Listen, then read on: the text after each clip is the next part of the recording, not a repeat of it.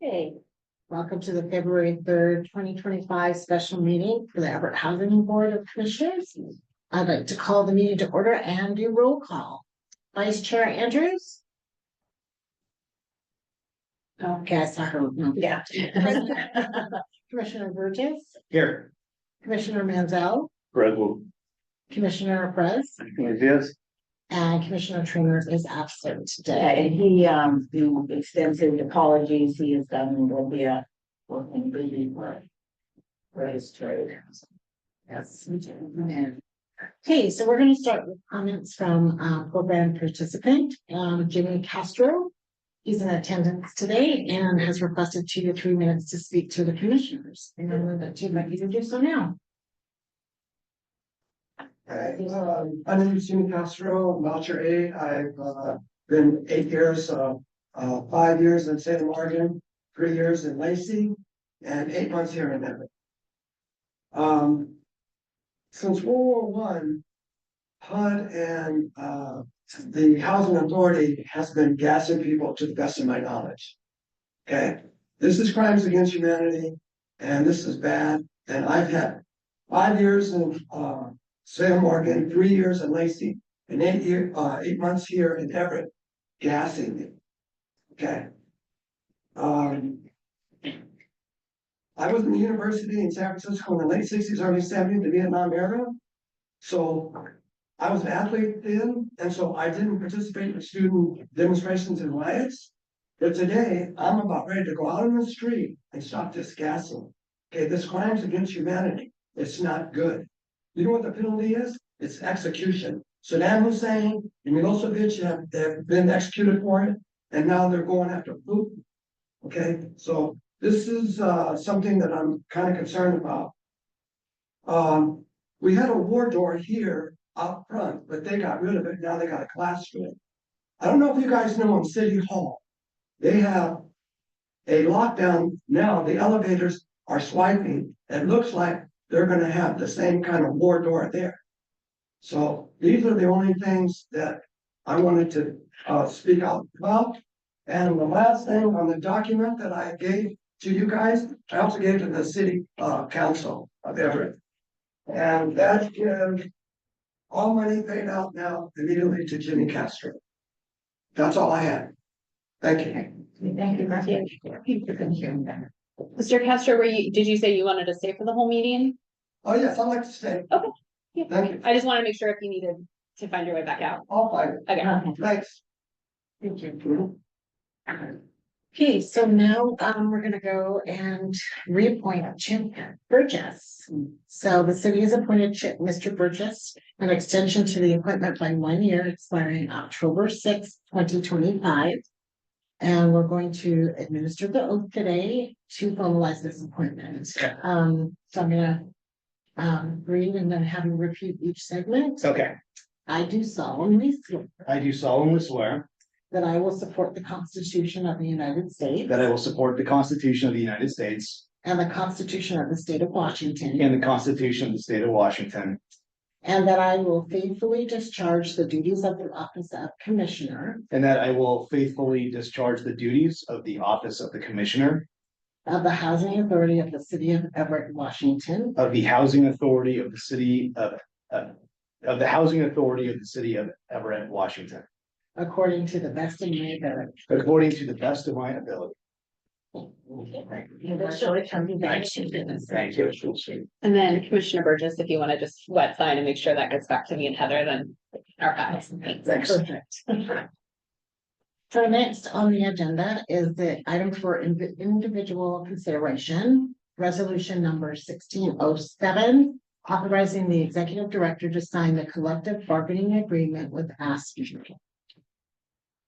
So I am very happy to report the ASPE membership has voted to approve that contract. So what we need today is just authorization for me to sign that. So we've had lots of discussion about this in the past. It includes not only implementation of the new staff salary schedule, but also the compensation study that was done. So I'm really happy that this is approved, the compensation study and step schedule for the non-represented was included in that paycheck that they're gonna get on the fifth. And once we sign this contract, the membership will get their retro and everything on the next paycheck. This is gonna be really a good thing for the agency. It's gonna help us with recruitment and retention.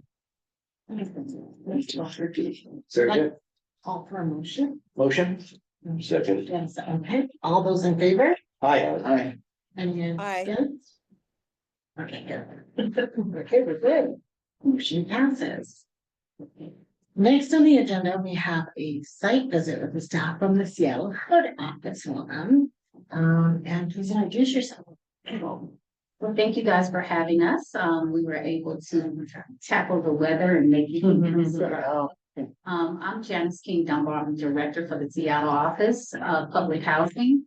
We have the responsibility of 43 public housing authorities in the states of Washington, Idaho, and Alaska. So our office is to work with all the housing authorities to ensure that they are carrying out the fiduciary and regulatory responsibility of the federal government. And so he wants to come today just to connect in conversation with you guys and just to kind of connect around a few things. And so that's our purpose for today. Thank you. And I'm Julie Foss. I'm the division director in the Seattle office.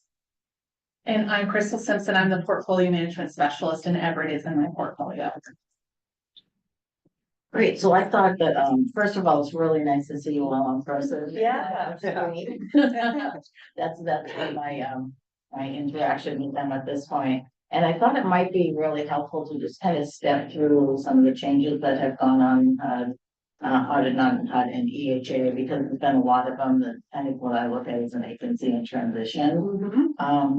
So I have to tell you, as I went through this, I got really tired because of all of the things that have occurred, you know, within the agency. Some of it that happened prior to my coming, and then after I've been here. So there's been lots of changes in the executive director area. So Ashley Momash Johnson was here for 10+ years, and then he resigned and moved on to another housing authority in another state, and that was in April 2023. John Forsythe, who was the deputy executive director at that time, assumed the role of interim director, and that only lasted for a very short period of time because John's back wasn't speaking ill, and unfortunately has since passed away. So during this interim period, I think everybody kind of chipped in and kind of helped fill in, you know, as they were moving towards finding a new executive director. Then Major Galloway was hired, and he had a pretty short tenure with the organization, around 5 months. And then I came on, and he left actually February of 24, and I came on April 1st. So there was Corin Smith, who was the chair, kind of stepped in during that period of time. So when I came on, there was a lot of transition that was happening. There was a lot of I don't want to portray this wrong, but there was a lot of uneasiness and angst going on in the organization because of the lack of knowing who the executive director was going to be. And I was coming on probably about 4 to 6 months term. I am a retired PERS employee, so I could only stay for so long. During that whole transition time, and in discussion with the board, I agreed to come out of retirement because it seemed like this agency needed to have some solid transition time in order to not only give the staff the ability to kind of settle down, and then give the board the opportunity to be comfortable with what was occurring, but also make this an attractive position for somebody else to come in. So that's kind of what's been going on. So I went through each different department. So the rental assistance department, which is the old HCB, and the name got changed, and I regret changing it because I keep calling it HCB. But John Forsythe had been overseeing that department for a long period of time, and Wendy Westby was the deputy director. So Kristen Kane, who is the asset asset management director kind of took over the oversight of that department. And then Wendy eventually left the agency and, so Kristen was still overseeing it. We had Melanie and Hannah, Melanie Pinkston and Annie Todd, who were really kind of doing the nuts and bolts of the department. So I ended up promoting them to director, to deputy director, in order to kind of get that department to where it needs to be and settle down. Very talented individuals, know exactly what they're doing in there, but they're doing an absolutely fantastic job, as we move forward. So the finance department, there was lots of changes, lots of challenges within the finance department. There was a lot of turnover. I walked into the middle of a period of time. I'm used to dealing with calendar year budgets. So when I came in, I think in April, this is going to be a breeze. I'm not going to be on budget. I won't be in labor negotiations. As you can see, I was in both. Anyhow, in working through with the finance department, I knew that because of the lack of positions that were filled, we had some empty positions that it was important to bring somebody on to assist the finance director. So I brought on consultant Sandy Langdon, who is over here, to assist the finance department. Sandy had worked with me in the prior position that I had with City of Marysville. And so she had been my finance director over there. She had recently retired, so she agreed to come on and kind of assist us. And then Wendy, the finance director at the time, ended up going out on leave, and she's now no longer with the organization. So Kimberly Wilson, who was the deputy director of finance, has been doing the job of the finance director. And she has pulled that team together and is doing a fabulous job. And we're just working through a variety of different issues that when you have a transition. Also, during this period of time, I felt because of the changes within the finance department and how much had been occurring, that it was really important to probably bring in somebody who had a play audit. So that is in process. It's getting ready to be wrapped up. So that has been occurring. Who's doing it? BDO. BDO. Okay. They're a national firm that was recommended to me by several different helping parties. When do you guys expect for that audit to wrap up? I am expecting it to wrap up probably within the next month or so. And so that brings me to the housing management department. And John Forsythe also had been overseeing that department.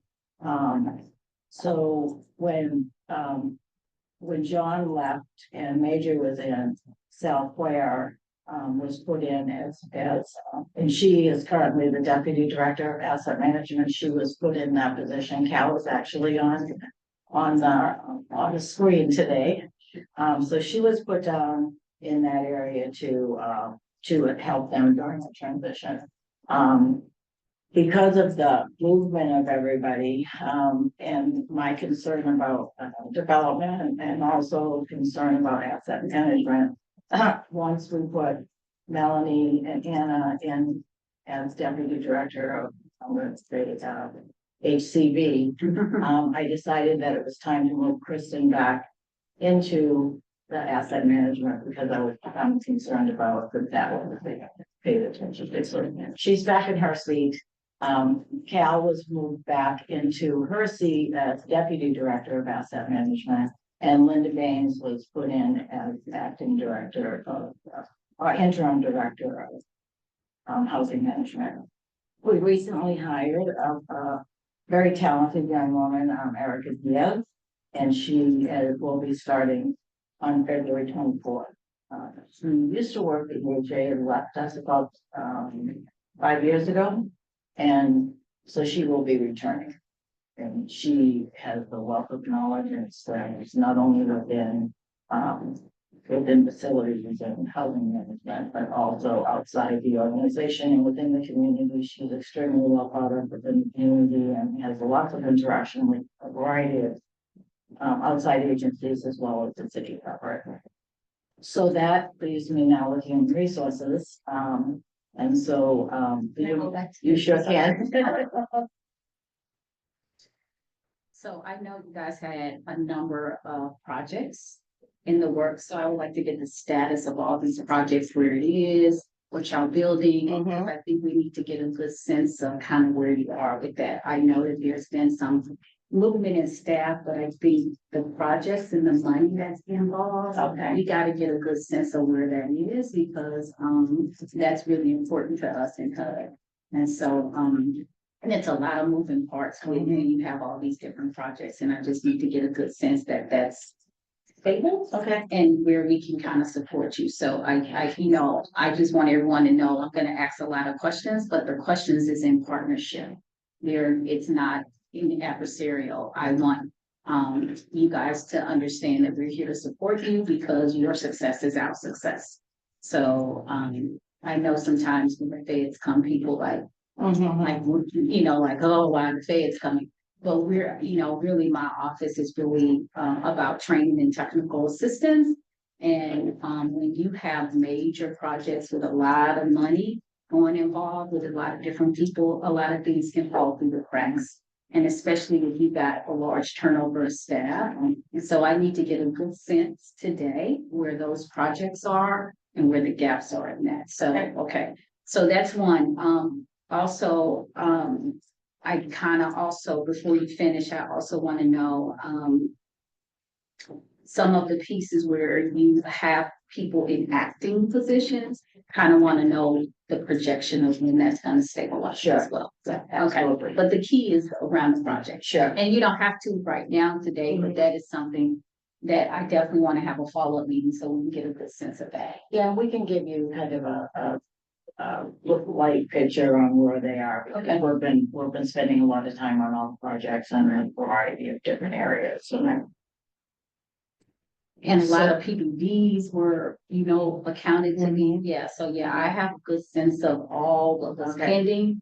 But I know it's been a lot of movement, but I just think, that's one of the charges that I have for my office, is that we gotta get a good sense of not just Everett, but all about PHAs and all the different moving parts, and, just wanna, with all of our PHAs, be mindful where we are budget wise too. That may end up affecting you guys, so just kind of want to make sure that we're stable. Yeah, absolutely. Okay. So finance director position, back to finance, we have that position open currently. Okay. We are hoping to fill that as soon as possible, so I'm saying within the next 2 months. Okay. That position will be filled. We have also brought on, in addition to Sandy, we've brought on Fred Valente, who used to work, I believe, in County Nursing Authority, to assist us, because he has a housing party background. And so has just happened. So on HR director, that position actually is being interviewed Thursday. So that position are done that was too. So we're narrowing down, getting the last of the director positions put into place. So with that, let's jump to some of the projects. Okay. So we have some major projects that are in the works, that are in the planning stage. So that would be the Park District project, the first project. The second project would be Danielle. And then the third project would be Marin Square. And I'm going to ask Kristen to kind of assist with some of this, because she knows all the nuts and bolts of all of that. So the Park District project has been approved by the city of Everett. We have a development agreement with them that was approved, I believe, in July. All those buildings down there currently are scheduled for demolition, and we are out to bid. We're not out to bid right now, we're pretty close to it. Do you want to step through that? Yeah. You probably have the better knowledge. So with Park District, it was our former Baker Heights property, so we have all of our former public house units, some of which have been demolished as part of the Madrona Square new construction project. Most of them are still standing currently. We are just about to go out to bid, doing a standard public works procurement, because we do not have federal funding in this project. And so there's, so we are sort of using what we would traditionally do if we had federal funds in different kinds of contracting and, NEPA and all of that. So the demo is scheduled to begin this year, and I believe it's scheduled to be complete by early next year. And so once we go out to bid, get a contractor, we should be able to move forward pretty quickly. Madrona Square, I just want to mention real quick, that was sort of phase one of the park district, and that was a new construction project that closed in 2021. We've just finished the cost cert, or it's almost done. Cal's been working diligently on that with Kimberly. So that project has so it was on former public housing property. It was leased at less than fair market value. It has income restrictions on it. It has 67 PBB units and a total of 105 tax credit units. It has tax credit equity. It has an FHA loan. So there's additional HUD monitoring, and HUD monitored the construction for, data safety and labor standards, rather than because sometimes that would be like us or like the county. That project also has state money, county money, and then sponsor loans. So that project, we did end up, that was the first project that we used our MTW flexibility on. So we did draw down some of our CFP grants to fund some of the permanent financing in that project. And then we also used some Section 18 net disposition proceeds for that project. So that project was, a phased new construction. So, we signed a PBB contract. I believe that first phase was 18 units, and then the second phase was the balance of the units. So that was all fully leased up in 2023. 2024 has been our stabilized year. We're still in the process of getting our final equity tranches for that project now that the cost cert is finalized. So we're just about done closing that project out. We'll be, within the next couple of months, getting our developer fee on the project, and finalizing sort of the permanent financing. Any questions about those two, or can we just go on to the next one? Nothing about those, just, are you guys still, I know you you were working with a consultant, Rod, are you guys still working with that consultant? We do work with Rod. We mostly consult with Rod on, Section 18 demo dispo. We have also consulted with him regarding our MTW status and MTW flexibility. So he works with us on our applications. And we've had, just some questions over the last couple of years as we've moved forward to implement MTW funding flexibility. So yeah, we haven't, needed his services in a little bit of time, but because we do so many different things with HUD, he's a great resource. Yeah, we have him under contract, right? Yeah. Okay. That was my only question on that. Okay. So then the next one so Ben Young is a new construction senior housing development. We have acquired 3 separate sites that are adjacent to each other. So we're aggregating them together to do this new construction development. One of them is a commercial property, and then the other 2 are single family homes. This project is anticipated to be a 4% tax credit and bond, private activity bond project. We have also invested some of our federal resources into this project because it is going to be a PPP development. So we used some Section 8 HAP funding to fund pre-development at Ben Young. And we've also used Section 18. And we also used a small portion of our 2023 CFP grant to fund pre-development and acquisition of the project. So we have applied for a couple different funding sources and haven't been successful. So we're still planning on applying for local county funding, as well as tax credits. And, once that project is fully funded, for it to close and start new construction. So with that one, I think the only thing that I pressure you guys, because you are versed in doing a lot of projects, just making sure, and this is not just Everett, it's all about PHAs. And you guys are looking back and making sure that the environmental review is conducted. That has been being skipped sometimes, and it can be very complex. And so we just want to make sure that that is being done and followed. So just make sure you guys connect with Crystal on all of that as you start to move through that project. But that has been a big key for us as we move through, because we find out after the fact, and then it has to get very, very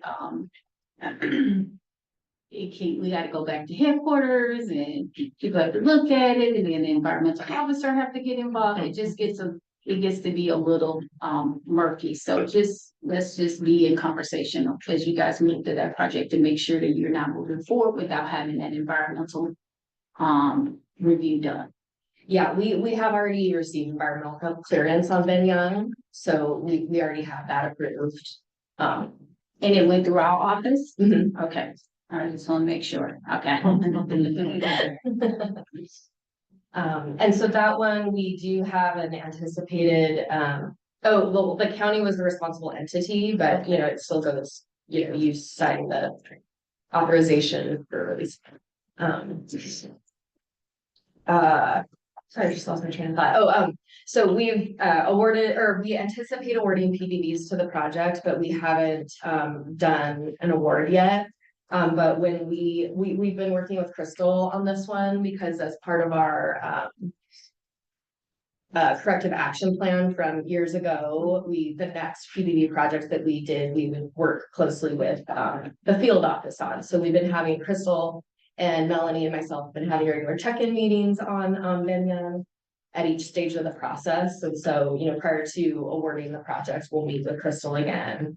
And then prior to signing an agreement to enter into a housing assistance payments contract, we'll meet with Crystal again, and then any other, you know, meetings that we need to have with HUD on that.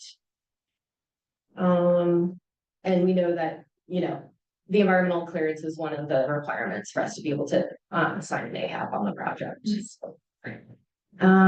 See anything? And then just okay.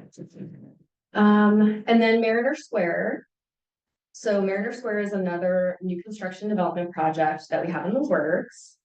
It is going to be adjacent to one of the light rail stations in South Everett.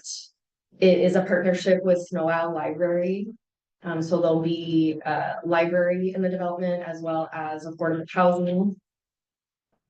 And we have also used federal funds because we anticipate project-based vouchers at this property. So we have drawn down Section 8 funds for the initial payment into escrow for the property acquisition. And we've also, we are in the process of drawing down the rest of the 2023 CFP grant today. I think that's happening, and the 2024 grant to have the balance of the funds that are needed to acquire the site. We actually, there was a threat of eminent domain, and so it's been a different kind of acquisition process where rather than having a purchase and sale agreement and then just depositing funds in escrow and acquiring, it's handled through like the Snohomish County Court system. So when we draw down the CFP grants, then we issue a check and it gets deposited into escrow. And then closing will happen. Sorry, I have my development team is texting me here with any other details that I need. And so closing is, I think, anticipated to occur in March. So the county is the responsible entity for the NEPA review, and the exempt activities have been approved by the county for the design and the purchase. So once we get you know, you know how sometimes with NEPA reviews they're prolonged and extended because you don't necessarily have all the information when you do the first phase of the maker review. So this one will come back when it's fully designed, for any other clearance that we need. And what else about this one? Yeah, we haven't awarded this project yet, but we anticipate awarding PBDs to this project as well. Do you know the number of PBDs? The estimate. So I believe that right now the total development size is approximately 150 units. And we have not determined yet what the number of PBDs will be, but I anticipate it will be less than 50% of the units. So I would say 75 or less.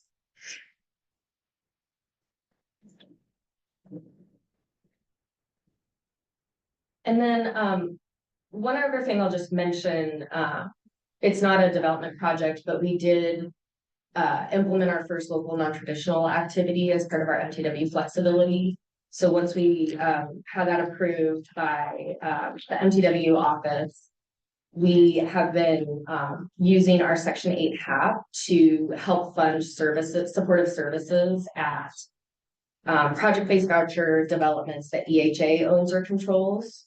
So we've been reporting that in BMS, Crystal, to make sure everything's reporting in the right place, so that when we review the 2-year tool, we can see the impact of that spending on our budget and utilization and reserves.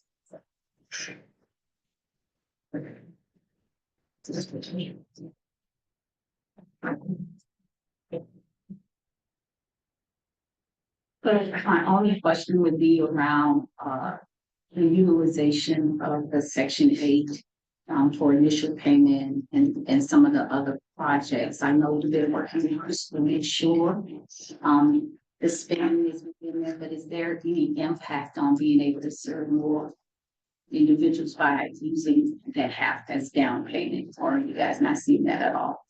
So we actually, our utilization would, I'll pivot to Melanie, but I'll just say because I was overseeing the HCD department for a certain period of time, our utilization was actually already down due to effects of the pandemic. And during the pandemic, we applied for MTW funding and we got MTW status about that. But we had an issue with, actually Janina should be the one to explain this. So I'll let her explain that part. But anyway, so our utilization was down. And so actually in 2023, we saw that we were actually at risk of being underspent on our budget by quite a bit. And so that was part of our strategy to spend our HAP funds, is to use our MTW flexibility to spend it in other ways besides HAP, just because it was going to take us a long time to start ratcheting utilization back up. So in 2023 and 2024, we did, some of the Section 8 HAP spending on non-HAP uses. However, now we're shifting towards focusing on spending Section 9 and Section 18 so that the HCB department can sort of hold until we know what's happening with our budget for this year. And then secondly, for us to be able to actually start leasing up more families, because we have been down in utilization for a couple of years now. But I'll pivot to these two ladies over here that are the experts in this. So Janina Attic, I'm the Director of Policy and Innovation. I'm our MTW coordinator. So I work closely with our rental assistance department, our asset management department, and development on use of MTW, including it in our supplement, et cetera. So yeah, as Kristen said, we signed our MTW agreement with HUD in 2020. And so we've been kind of working on essentially taking advantage of the funding flexibility to make sure, I'm sure you're aware, the funding calculation for MTW expansion agencies is based on kind of the lesser of that locked in number or your actual spending. And so as Kristen was saying, what we've been trying to do is make sure that if we have additional half dollars that we're not using to serve families, that isn't getting lost, so that we're not, kind of going down the downward spiral of our funding calculation for the next year. And so that's where using our MTW funding flexibility has been the tool that's been kind of getting us through that time. Also, at the time that we applied for MTW, it has always been our intention to use some of our funding, and it's, clear in our MTW application to support our development activities, because we're really looking, longer term at the families that we're serving, with the idea that over time, if we're increasing the housing stock in our community, then, we can better serve the community, because in some cases, tenant-based we're not able to serve everyone with a tenant-based voucher. So just trying to expand the overall portfolio. Do you want to add anything to that, Molly? Yes, and so on our utilization, like Gina mentioned also, we're actually gearing up to start pulling from our waiting list and getting all these vouchers issued this year, but are now in a bit of a hold status based on federal funding and where we might be. All right, but our goal is to continue to serve the families we're already serving as much as possible.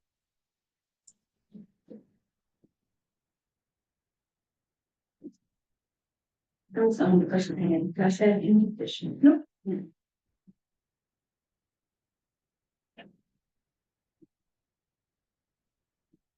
I don't have anything. Unless you have any questions about. Well, the only other, what I would request is, I do want to see, organizational charts updated ones.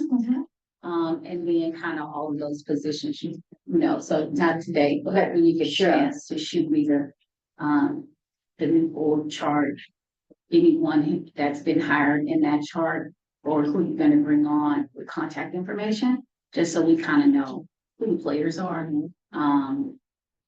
So we could be able to reach out whenever we need to. I know Crystal is the main point of contact and connecting, but I have some new people in my staff that I'm trying to build a hard rate for all of our housing authorities, so we kind of know who's in the housing authority, contacts who we can do it, and kind of get those organizational charts from everyone. So we're doing that. So I think that's the one request I have. And then I think the next purpose of my meeting was just to say, what do you guys need from us? With that, I know that as an organization, we go through a lot of change and you have a lot of turnover, as well as you reporting to the board, and the board would have a responsibility. From my perspective, I'm here to try to support, so I want to know what you guys need from us. Our office too has went through transition with people exiting and my bringing on new people and reorganizing how I want to lead the office. So I'm here to say, what can we do? How can we be supporting you through this transition? And what could we be doing in that partnership? So not only to hear from you, but to be here to say, how can we support you?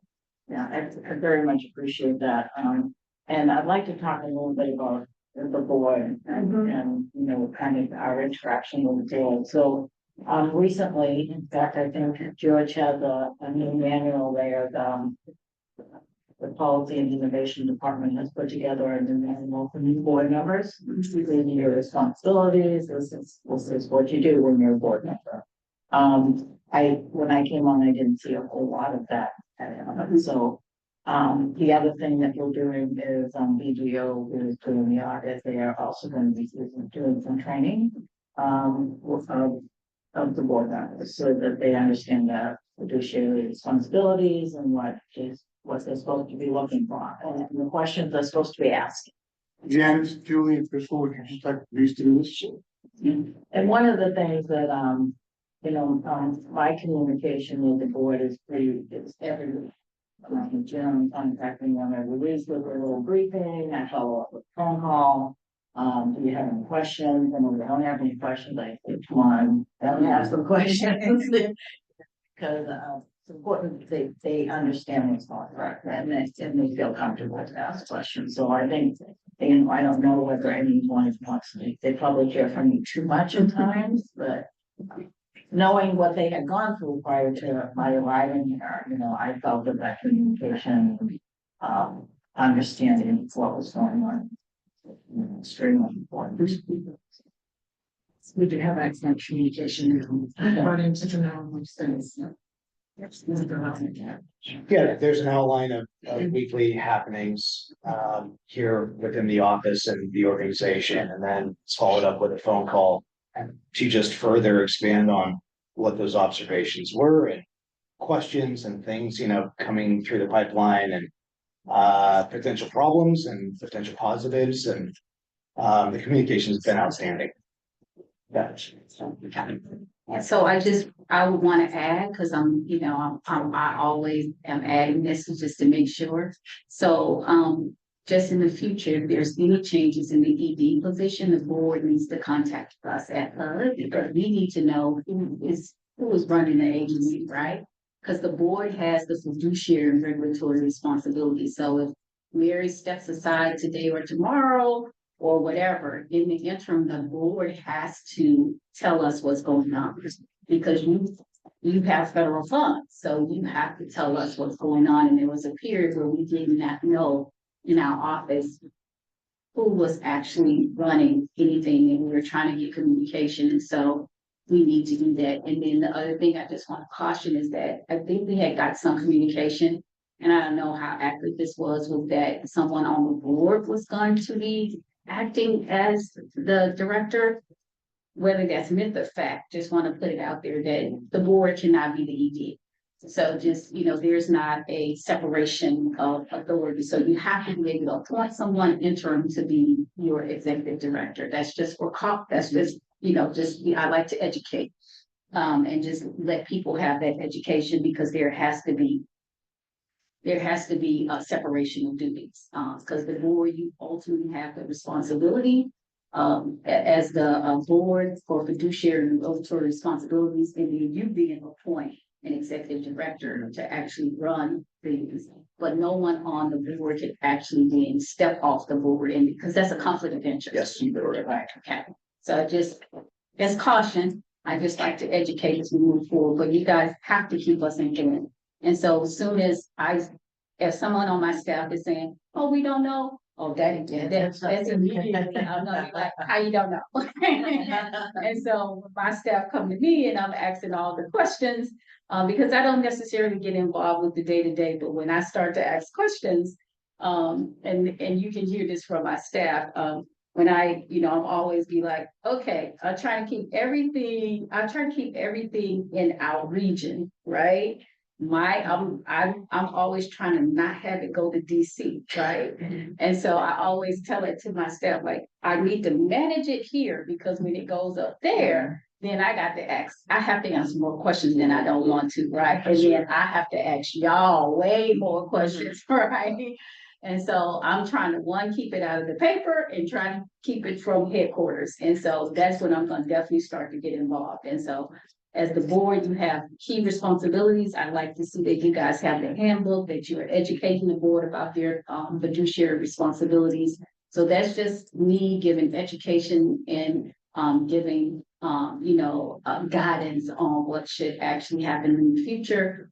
Because I definitely will start to ask those questions. I was starting to come up. I was starting to knock on the doors because my goal is to just really try to keep it here and not have it to go to headquarters. Because once it goes back there to DC, it's hard for me to try to get it back into the box. And so that's really my goal. So, I'm really about supporting housing authorities. I want to just appreciate you for everything you do. Again, as I said, your work is our work. Your success is our success. I see you guys as my partners in all of this. And I'm always in collaboration with you and I want to support you. But I'm pretty clear about, my role and what I have to do. And I'm pretty honest about that. I'm a straight shooter. So I will come and just say, hey, I need X. And I need to know about this. And I kind of operate like that with all the EDs and try to have a good relationship. But we want you guys to be successful. We know doing this work is hard. And we have a lot that's unknown this year. And so we have to become even close partners as we start to move down this road. So I just want to say thank you guys, all of you, for all the work that you do, especially for board members. I know you volunteer and you do this work. And so it is not easy just giving up your time to come and want to make sure that you're part of this organization. Want to say thank you. And to also the staff, going through change is not easy.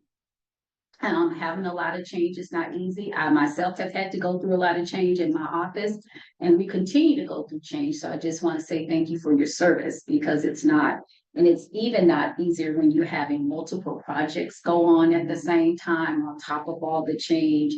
And so I just want you guys to know that we recognize that. And we are really here in partnership, but while I'm in partnership, I'm going to also educate as well, and just to try to make sure that I put guidance out there to just help you be able to be successful as you move through your journey. So, and so that's really just our purpose, is just to come here, support, and then to see what else you need from us as you go through this, because I want you to be able to come through and stabilize as you move forward, because you do have some major projects on the docket, and I want staffing to kind of stabilize so you guys can then address those as you move forward, because I think we don't know what's coming. So stable, the more stable our portfolio is, the better, because when you're stable as an agency, you can take the change that's coming better. But when you're in flux, it's kind of hard, and some of the change we won't be able to. We can't manage it, because we don't know what the budget is going to be. There's a lot of change. We got HOTMA that's coming to happen. We got Inspire, and then some of the stuff they put on the back burner. But I'm just really concerned about all of my housing authorities being as stable as possible. Boards are being educated on what they need to do. I want to be able to support all the EDs and your staff. I want the staff to be able to engage in conversations with you guys that's going to help you. We're also going to be looking at some training and things in our office to help as well, because we know people have new people that are coming in and may not necessarily have that deep housing authority background, because we're losing a lot of the institutional background in public housing as well. We've lost institutional knowledge in our office. So, it's just part of it. After COVID, a lot of housing authorities went through a lot of change. A lot of our offices went through a lot of change. So we're right there with you. So, so we want to make sure we're in partnership. So let us know what you need. And if you don't know today, continue to reach out to Crystal. We can definitely, you have a straight line to me. Call me anytime to connect. I always try to make sure that I'm there to be of support to you as well. So yeah, I appreciate that. that's my speech for today. And there's been a lot of work that's been done in this organization to get departments collaborating with each other, making sure that one side knows what the other side's doing, and they're talking. I look at this organization as this right now. That's a good place to be. I think that the staff will concur with that. I hope they like it. So, could I just say, you shook hands. I just wanted to say too, like, we really appreciate HUD staff, and I really like working with Crystal. Stephanie's been great, G Miles has been great, and they're so good at, like, if they don't know the answer, they're like, we will figure it out and get back to you. And there's been times where other HUD staff have been pulled in that are more senior, that can, like, help with some of the more nuanced, detailed stuff. But I just feel very well supported by this team, and I just thank you for setting up a team that can really help support us as a PHI. Well, thank you. And it's been 4 years I came on as director, and that's why I was like, I really am here to support you, because I know what it's like to come into an organization. You have change, you have turnover, and then you try to stabilize, and you're trying to stabilize with all this other change that's going on. So I came in the middle of COVID, and we were all working from home and trying to onboard people. We was onboarding people and they were at home, and then we had to transition back. We've just had change after change after change. And then I think last year, the year before, well, maybe last year, the last 2 years, just all the change at HUD, right? Headquarters, all the different systems they were putting in and the different notices. And we were just like, oh, so, and then we were having new people on board, and we were trying to get them up to speed as well. So we know change very well, and we know very much of onboarding people and having to get them up to speed. And public housing and as well as HCB. Both of these programs are very complex. It's not easy. And then when you start to do building projects and you got to do all the environmental reviews and all the different, y'all mixing funding and you got to deal with all the different, it is very complex. And so we realize that and we know it in our office. And so I'm trying to build the vision is I'm trying to build a team that can support PHAs in all these different changes. And I think that executive directors are going through a lot of change. We got a lot of new executive directors to HUD, and we got a lot of new staff, but we're losing that institution. But at the same time, HUD is changing at the same time, right? We got HOTMA, we got Inspire, we got all these different changes that are coming. So it has been quite the 4 years, but we're doing everything we can to build that solid team to support. And we're getting stable where we can actually be, and I talked to our staff this morning, I'm really moving our office to a training and technical assistance office where we're being more proactive than reactive. And so I want us to be in a position of support. So, and I know a lot of PHAs are not used to that style, but I'm like, come tell us what you need. So then we can figure out how to support you through the change, right? So what training do you need? What do you need us to kind of walk through and trying to look at all the different notices and figure out the 20-page notice and what it actually means and what we need to do or what you need to do.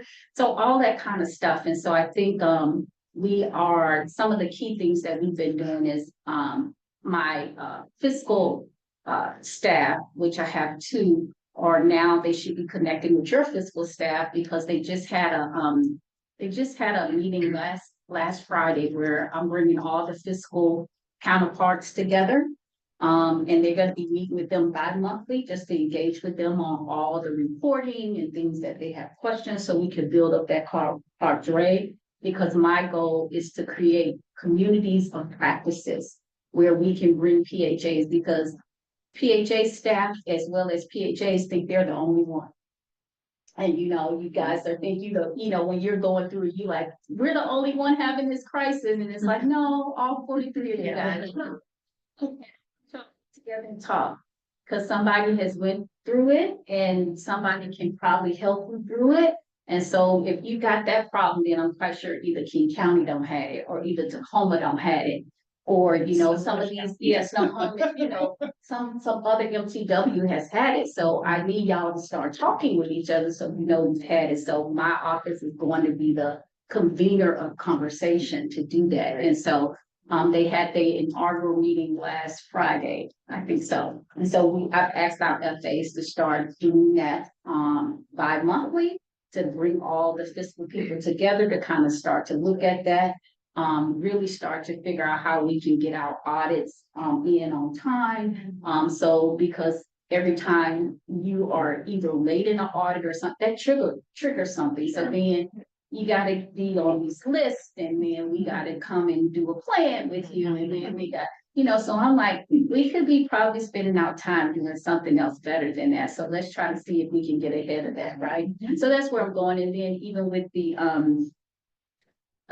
programmatic side of it, we're looking at, we're going to have like a webinar on PPP again. We're going to have our environmental officer come out and kind of work with all of our PHAs on the environmental review, what's good with that. We're also looking at my goal, if I can get to it this year, is really trying to figure out how we can connect and do some board training and just some key pieces from our perspective. Want to do some fraud training as well. So just some key things that we can try to support you guys through. We're still building out our training cadre, but if you think that there's things that you feel that would be supported from us, just let us know, because we don't see it all, but I'm trying to make sure we kind of build that internal for our office. So we're here to support you guys. That's great. One of the things that as I kind of been walking through with the staff and what does King County do or what does Snohomish do? Right. And if they've done, somebody's done this already, so we don't need to recreate it. Right. Like, you can take it and change our name. Right. Or tweak it a little bit. Right. Don't reinvent the wheel. Exactly. Yeah, very much so. So elephant in the room. So what is, going on? We have to pause in funding, everybody, you panic, but it's just as much as everybody else panics. What I can say is that you guys know as much as we know. That's what I actually did. Well, thanks a lot.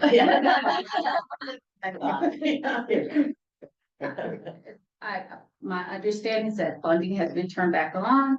Locks is back on. You Yeah. saw the email from Dominique that came out, so, that is back. So the money is back. Everybody should get their February half.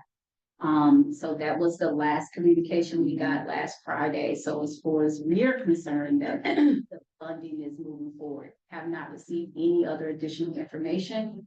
Not saying that they may not change, because I could probably have it be right now. Could be, but as I have said to my staff, we were commissioned to carry out a mission, and we need to just stay focused on it right now. And we will go through the bumps in the road, as they come, and we will just continue to do the work that we do. And as I said to my staff, we all get up every day. Every last one of us in this room, we get up every day knowing that we change the trajectory of people's lives. And that's what we need to focus on right now. And yes, there's gonna be the storm that's out there, but we just need to just go and figure, when you look at the weather, you like, oh, okay, it's raining. I need my raincoat. That's what we need to do. It's raining, we need our raincoat. It was snowing, we need to go get our snow boots. And we're just gonna, we're gonna dress for the storm as we move forward, but we're gonna still get to our destination every day. And so I just say, we just continue to move forward and carry out our mission. And our mission is to change the trajectory of people's lives by making sure that they have safe, decent, and affordable housing. And we will continue to do that every day until we are told otherwise.